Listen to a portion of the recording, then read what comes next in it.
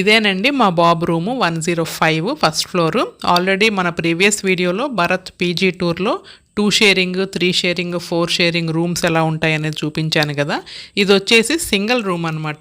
So యాక్చువల్గా room అయితే double sharing, 2 beds ఉన్నాయి. బట్ బాబు సింగిల్గా కావాలి అని చెప్పి సింగిలే తీసుకున్నాడు. సో ఆ 2 బెడ్స్ కలిపి జాయిన్ చేసేసుకున్నాడు అనమాట.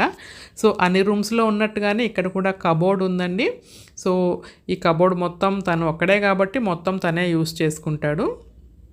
అలాగే రూమ్ చుట్టూ కూడా మంచం చుట్టూ కూడా స్పేషియస్గా ఉంది. 2 బెడ్స్ కలిపి జాయిన్ చేసేసరికి డబల్ కాట్ బెడ్ లాగానే ఉందన్నమాట. సో ఒక మన ఇంట్లో బెడ్రూమ్ ఎలా ఉంటుందో సేమ్ అలానే ఉందన్నమాట లుక్. చాలా స్పేషియస్గా ఉంది. సో ఇటు వచ్చేసి బాత్రూమ్ అండి. సో అన్నీ యూనిఫామ్గానే ఉంటాయి, అన్ని రూమ్స్ కూడా, అన్ని బాత్రూమ్స్ కూడా ఒకేలా ఉంటాయి అన్నమాట. సో 24 అవర్స్ హాట్ వాటర్ వస్తుంది. అలాగే మనకి మిర్రర్ ఉంది, వాష్ బేసిన్ అన్నీ కూడా నీట్గా ఉన్నాయన్నమాట. ఈ వీడియో నేను నైట్ టైం తీసానండి. రేపు మార్నింగ్ నేను విజయవాడ వెళ్ళిపోతున్నాను. సో మన రూమే కదా, తీద్దాంలే అనుకుంటూ అలా అయిపోయింది.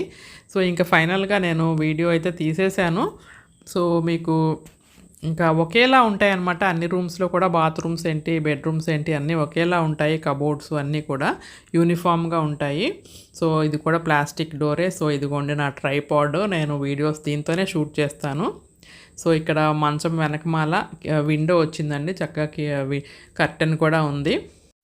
సో భరత్ పీజీలో సింగిల్ రూమ్ అయితే ఇలా ఉంటుందండి. సో డబల్ కాట్ వేసాక కూడా చుట్టూ కూడా ఖాళీ ఉందన్నమాట, చాలా స్పేషియస్గా ఉంది. సో రూమ్ లుక్ అయితే ఇలా ఉంటుంది. సో మంచం పక్కన లగేజ్ నాదండి, అది కూడా రేపు నేను వెళ్ళిపోతాను కాబట్టి అది కూడా ఖాళీ అయిపోతుంది. సో కింద అయితే ఏమీ లేవు, అంతా నీట్గా ఉంది. సో ఈ కబోర్డ్ కూడా చక్కగా నేను ఆర్గనైజ్డ్గా సర్దాను. సో నేను వచ్చేసరికి మొత్తం అంతా గజిబిజిగా ఉంది. సో మొత్తం అంతా మళ్ళీ నేను వెళ్ళిపోతాను కదా అని చెప్పి మొత్తం అన్నీ ఆర్గనైజ్డ్గా సర్దేసి పెట్టాను అనమాట.